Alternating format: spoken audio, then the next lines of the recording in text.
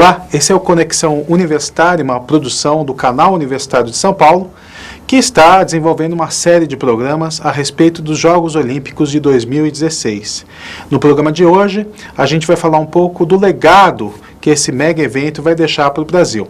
Para isso, nós temos a presença aqui no nosso estúdio do comentarista de rugby, Virgílio Neto, e do professor e pesquisador do esporte, Anderson Gurgel. A gente podia começar esse bate-papo falando um pouco dessa novidade, da volta do rugby aos Jogos Olímpicos. A última aparição foi em 1924, faz um bom tempo. Qual que é a tua expectativa em relação a isso? A expectativa é melhor que se tem, porque o rugby, a IRB, a antiga IRB, hoje World Rugby, submeteu o processo de candidatura para voltar ao olimpismo no final dos anos 70. Então demorou bastante. Em 2016 vão fazer 92 anos da ausência, volta 24, Estados Unidos, atual bicampeão olímpico do rugby. Então a expectativa é a melhor possível, vai voltar no Rugby Sevens. O rugby já é um esporte global, através do Circuito Mundial de Rugby Sevens, tem as Copas do Mundo. Então eu acho que esse casamento, Olimpíadas, Jogos Olímpicos e rugby, tem tudo para dar certo. Legal. E Virgílio, é interessante porque o rugby no Brasil, ele vem ganhando um público jovem, Sim. Um interesse muito grande nas universidades, por exemplo, tem vários alunos que interessam, há interesse até da confederação, que eu acho que é até legal se você pudesse falar um pouco desse trabalho que vem sendo feito. Isso me parece interessar muito para o olimpismo, que sofre hoje com um certo envelhecimento do seu programa. Você acha que uma coisa casa com a outra dessa maneira mesmo? Casa porque, sabe, Anderson, é impressionante como o Rugby Sevens tem esse apelo com os mais jovens. Tem um apelo não, mas um envolvimento com festa, com celebração. Então os jogos de Rugby Sevens, eles são mais marcados, acho que até pela dinâmica de um dia de jogos, pela festa, pelo culto ao espetáculo, pelo culto ao esporte também, claro. Primeiro o esporte, mas tem um viés também de espetáculo, de entretenimento, de diversão. Então eu acho que capta mais crianças e mais jovens também por isso. E claro, é interessante para o olimpismo, para os Jogos Olímpicos, atrair esse tipo de público, porque realmente a maneira como tem se configurado o esporte hoje, mais para o lúdico. Para as pessoas terem redescoberto a vida através do esporte, não dando importância ao rendimento, mas também para a formação, para o caráter. E é isso que esses esportes, BMX também, eu faço uma comparação, o BMX, a canoagem, os estilos de canoagem, essa volta, o resgate dos valores humanos para o esporte. Eu acho que valores é uma coisa muito importante para o movimento olímpico. Eu acho que o rugby tem isso, até nessa relação histórica com o futebol, a ideia de ser um esporte um pouco mais bruto na prática, mas que tem uma série de valores. Você acha que um dos legados possíveis da Olimpíada no Rio seria justamente contribuir para disseminar esses valores entre os nossos jovens, entre a prática esportiva no Brasil? Claro, outro casamento que existe é os valores do olimpismo com os valores do rugby. E a sociedade tem buscado por esses valores, cada vez mais presentes no dia a dia.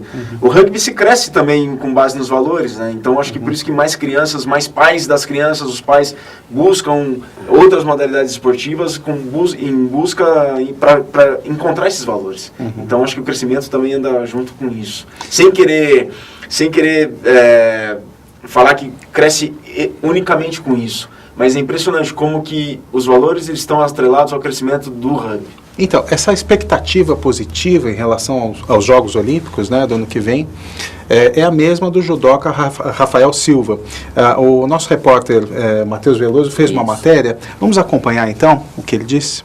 O alto rendimento é feito de detalhes, Então, o detalhe de você estar no seu fuso horário, você estar acostumado com o clima, acostumado com a alimentação que vai ser brasileira, tal. Então, isso faz toda a diferença para o atleta. Ele vai se sentir mais confortável. E fora a torcida, A torcida ajuda bastante. O judô tem uma boa retrospectiva em caso de lutar em casa. A gente teve 3 medalhas de ouro no Mundial de 2007, recorde de medalhas em 2013 no Mundial aqui também. Então, eu acho que o Brasil se comporta bem, o judô brasileiro se comporta bem lutando em casa. Qual que é a contribuição de uma Olimpíada para a evolução do esporte? O esporte olímpico, numa Olimpíada, ele é visto por todos, Então, um evento dessa magnitude contribui muito para a massificação do esporte. O judô, que é um esporte que tem uma filosofia, mudou a minha vida, eu acho que muda a vida de muita gente, então é importante ter um evento desse porte para poder divulgar, e a Olimpíada faz toda a diferença. O esporte ser olímpico faz com que seja um esporte diferenciado. Bom, então, né, como a gente viu, né, o judô é um esporte de tradição olímpica no Brasil, né, já muitas Olimpíadas, tem essa perspectiva positiva em relação ao que vai permanecer depois dos Jogos Olímpicos, né? Você acha também que não vai ser uma coisa pontual, que também vai haver um trabalho de base nos próximos anos, vai aumentar a procura pelo esporte, as pessoas vão procurar se informar e até praticar? Vai, concordo com o que o Rafael disse. Os Jogos Olímpicos vão dar para o rugby uma visibilidade tremenda, que o rugby nunca teve, o rugby brasileiro nunca teve. Só que esse trabalho, essa visibilidade só vai levar a uma massificação a prazo se houver um trabalho com a base. E tem sido feito, Daniel, um trabalho com a base há alguns anos, né, tem se consolidado há alguns anos, para levar o rugby para dentro das escolas. Né, para as crianças. Então as crianças com 6, 7, 8 anos jogar um rugby que é sem contato, para elas saberem como é que é a dinâmica do jogo, como é que é o entendimento do jogo. Então isso tem acontecido. Claro, a massificação vai se dar a prazo se for feito um trabalho com a base. E os Jogos Olímpicos vão dar essa visibilidade, assim como o Rafael disse, a visibilidade com o judô, os Jogos vão dar essa visibilidade. Vai dar, todo mundo vê esporte olímpico. Então todos vão ver a seleção, ou vão saber da seleção brasileira nos Jogos Olímpicos. Agora nos Jogos Pan-Americanos, a seleção feminina foi medalha de bronze, a seleção masculina participou e foi bem. Então essa medalha de bronze para a seleção feminina já deu muita visibilidade e aumentou o interesse das mulheres pelo rugby. Quanto mais os Jogos Olímpicos, que tem muito mais audiência e muito mais peso do que os Pan-Americanos. Aliás, esse é um paradigma que se tem muito quando se fala em rugby, que é um esporte de muito contato, muito bruto, muita, né, agarramento e tal, mas existem modalidades dentro do rugby que não tem contato nenhum, né? Exato, tem o Rugby Sevens, que ele é muito mais, usa-se muito mais a velocidade, mais explosão, o contato físico é menor que o Rugby 15, que é o tradicional de Copa do Mundo, né? Então, para as crianças, para os adolescentes, existem variantes de rugby que não exigem tanto contato, mas falam muito que o rugby é violento, tem tanto estereótipo com o rugby. Eu acho que se fosse violento não estaria nos Jogos Olímpicos. E o trabalho com doping no rugby ele é tão sério que foi um dos pré-requisitos que foram avaliados para que o rugby voltasse para o programa olímpico. E tem tanto regulamento que protege o jogador que é impressionante, assim. Então, por exemplo, antes aqui do programa a gente falava do que pode, o que não pode. A integridade física do atleta é tão importante que o regulamento hoje acerca da segurança do atleta é muito grande para preservar o atleta, né? Para preservar o atleta do jogo, claro, para atrair mais praticantes também. Claro. Virgílio, é muito interessante porque ouvindo você falar do rugby, a gente que acompanha, né?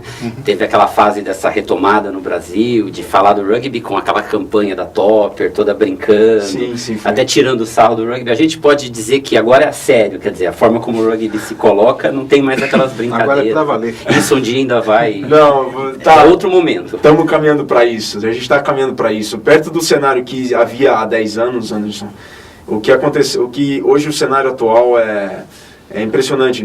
Acho que ninguém no rugby pensou que tanta coisa pudesse acontecer em tão pouco tempo.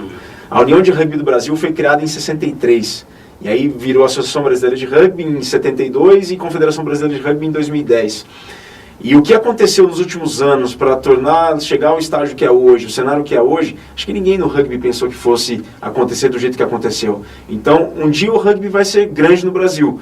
Não sei do tamanho do futebol, do basquetebol ou do voleibol, mas que está ficando grande e o cenário é muito maior, o rugby hoje é muito maior do que era há 10 anos, isso sem sombra de dúvidas, não tem dúvidas. Como o rugby hoje é organizado para o que não era, é um salto tremendo.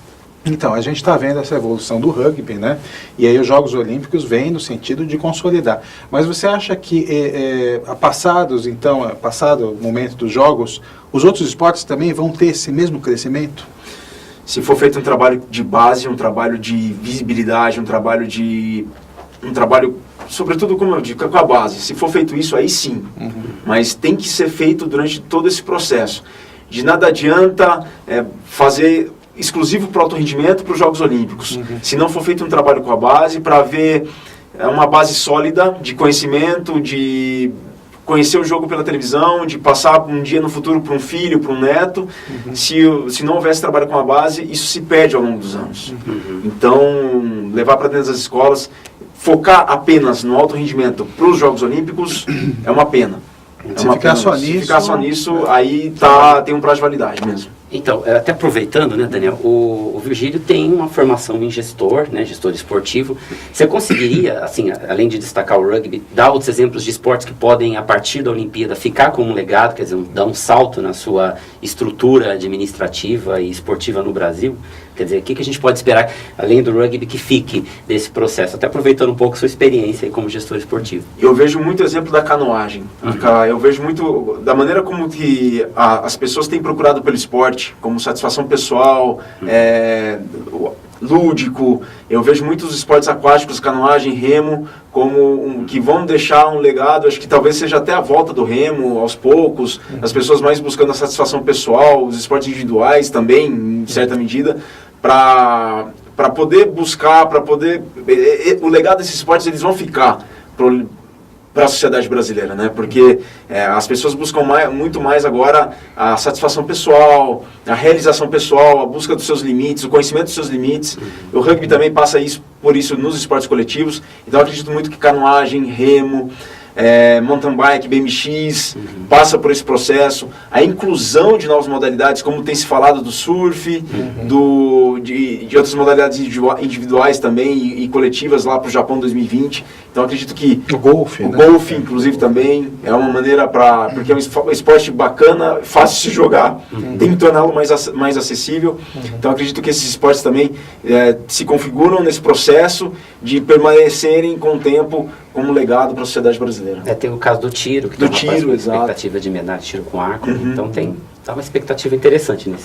O LPO, levantamento de peso olímpico, claro, dentro das possibilidades de cada um, dentro dos limites de cada um também, eu acho que vai ficar mais próximo, mais ao alcance daquele praticante de esporte no Brasil.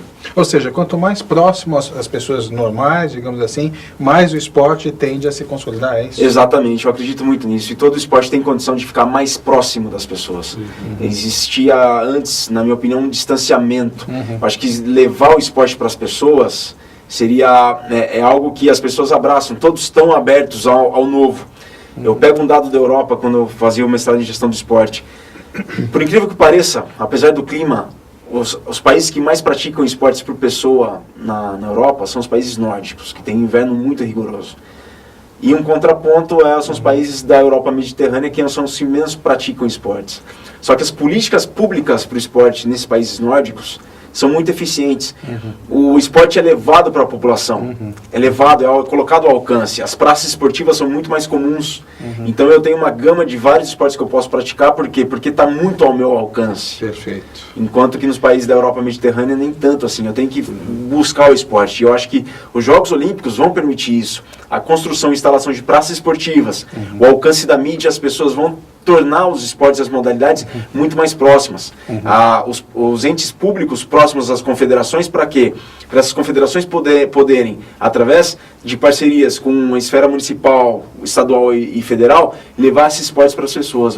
Esse processo vai ficar muito mais fácil. Eu acredito que os Jogos Olímpicos vão proporcionar isso, porque essa comunicação vai ficar mais constante. A gente estava falando, então, agora há pouco sobre o legado. E um deles, que acho que é muito importante, não só do rugby, mas esportivo em geral, é a participação das mulheres, né? Que vem crescendo a cada ano, enfim, a cada movimento, a cada mega evento, elas se consolidam mais nos esportes. Para isso a gente fez uma entrevista com a professora Selma Felerico. Vamos assistir um pedacinho então do depoimento dela sobre isso. Quando a gente fala em Olimpíada e mulher, é um universo sim que tem que ser descoberto pelos anunciantes, que pouco trabalham investimentos em esportes femininos. Se você olhar, você tem no vôlei e no basquete algum expoente. Tivemos um basquete da era Hortência e Paula, que sim, trazia muito mais anunciantes. Hoje a gente não tem nomes tão importantes para falar, né? Então isso atrapalha um pouco. E para as mulheres a gente tem uma falta de investimento. Por quê? O que mais passa na TV a audiência maior são programas nos esportes voltados ao mercado masculino. Para começar, aqui no Brasil a gente gosta de assistir esportes em conjunto, onde a bola é o personagem central. Poucas pessoas conhecem a Mauro Imagem, que foi uma campeã, uma medalhista, a Fabiana Müller, que sempre está sendo considerada fora do país, mais do que aqui, as nossas próprias atletas, ginastas, que é um esporte bonito, delicado, artístico, elas têm pouco expoente, ganhando medalhas, como Daniela Hipólito, Daiane dos Santos, e com exercícios com o nome delas, são muito importantes. É a hora das marcas, até acho um tanto quanto interessante, porque o cosmético é um universo feminino muito grande aqui. Nós somos o segundo país em termos de consumo feminino de cosméticos. Então os anunciantes podiam sim investir muito mais nas nossas atletas, que todas vão para a quadra super maquiadas, bonitas, nada sincronizado nem se fala, ginástica rítmica, as meninas do vôlei, né? Então assim, a gente poderia ter uma série de anunciantes maiores nessa área que acaba não tendo.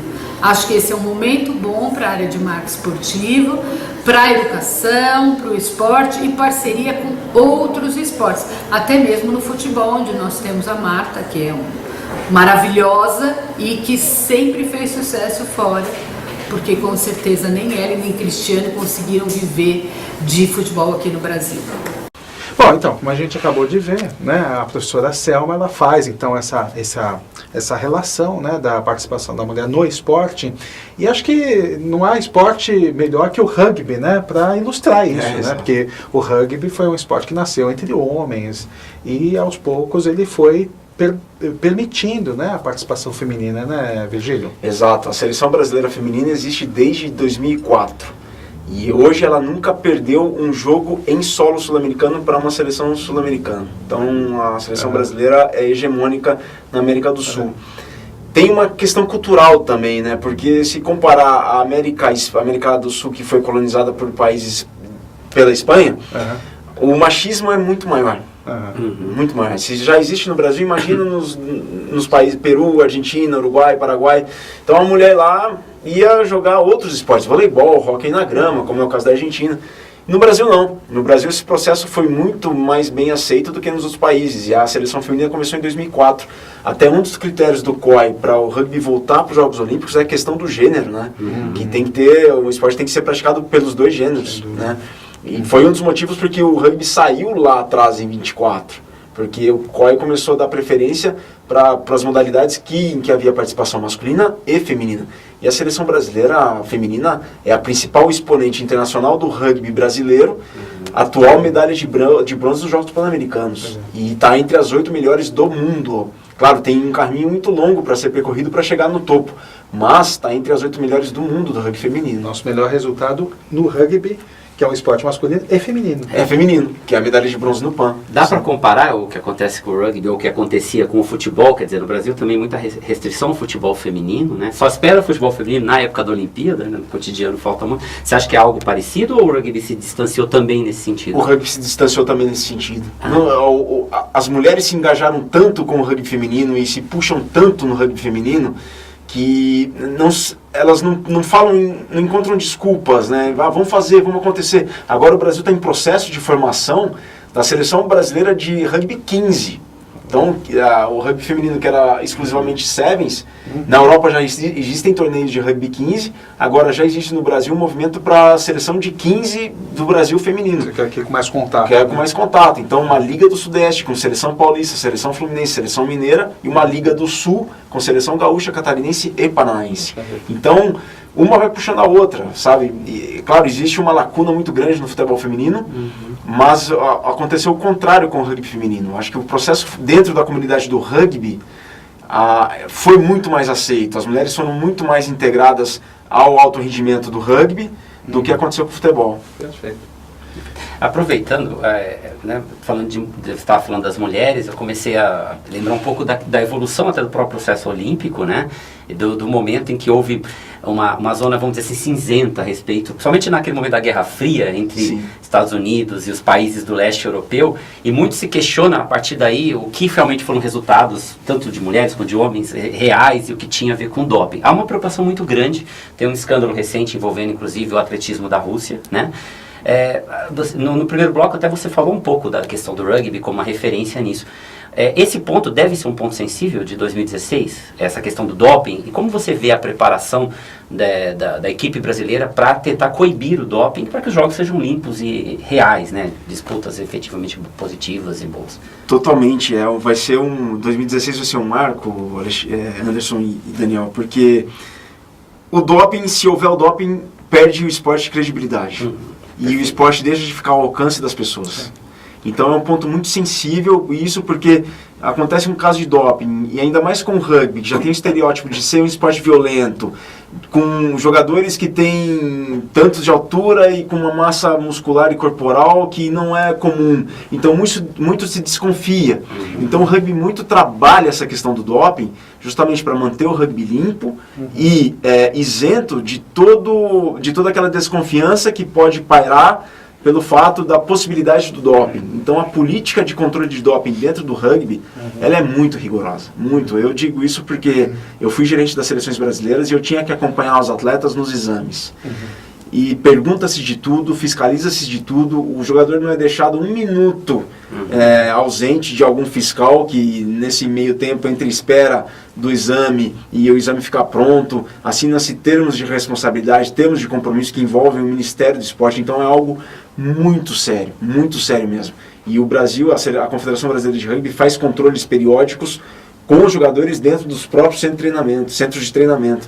Então é um ponto sensível porque o que está em jogo, né, Anderson, é a credibilidade do nosso esporte. Né? Continuidade, Porque uma vez que isso se perde, que confiança vai ter o pai em levar a criança para praticar? Meu filho vai estar sujeito a isso também? Vamos oferecer isso para ele no futuro? Essa opção para ele? Não vai querer isso para o filho.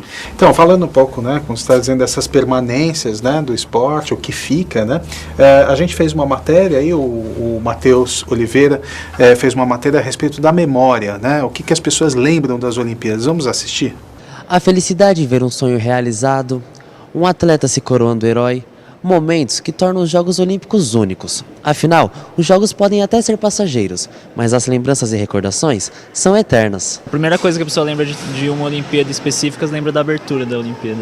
É sempre muito emocionante, muito bonito. Na hora da entrega das medalhas, assim, que cada atleta tem um reconhecimento do trabalho de acordo com o desempenho que teve nos esportes. Eu gosto do momento da tocha e eu gosto do encerramento também, porque acaba um ciclo, né? Então eu acho emocionante. E todos têm recordações que tornam os jogos inesquecíveis. A de 2008 me marcou muito, porque eu lembro que começou no dia 8 de agosto, né, mês 8 de 2008. No final das Olimpíadas de 2004, quando você já via a premiação, assim, é uma coisa que eu lembro bastante. Eu lembro da Olimpíada de Pequim, em 2008, eu vi na escola. E eu lembro da Maureen Maggi ganhando o salto à distância em ouro, e a gente depois ficou brincando de salto à distância na quadra da escola. E a emoção da disputa cria um espírito de patriotismo. Torço bastante pelos atletas brasileiros, pelo bom desempenho deles. Que a gente consiga muitas medalhas, que o Brasil consiga muitas medalhas pra gente. Os brasileiros são sempre favoritos no meu coração, né?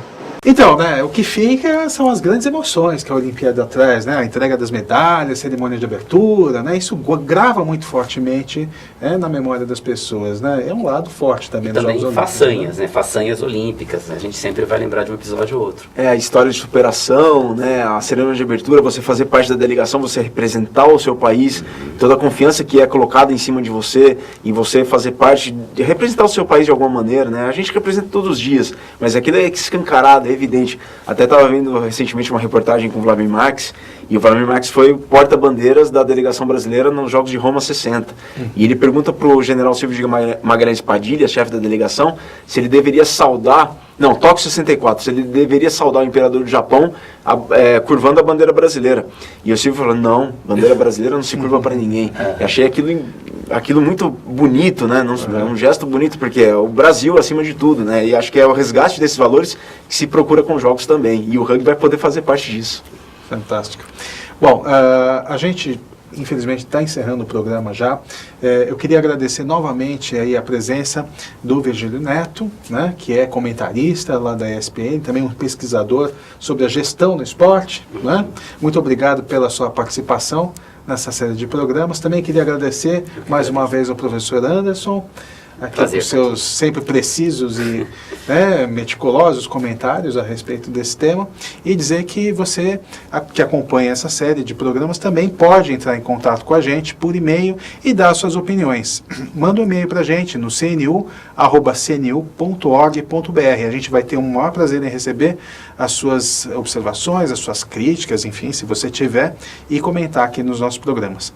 Um abraço e até a próxima.